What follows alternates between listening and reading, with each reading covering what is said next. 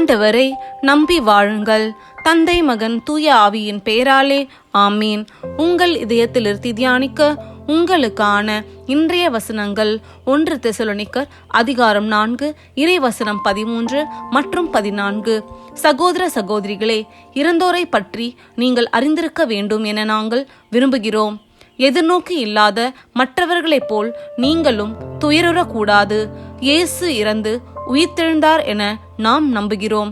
அப்படியானால் இயேசுவோடு இணைந்த நிலையில் இறந்தோரை கடவுள் அவருடன் அழைத்து வருவார். ஜெபம்.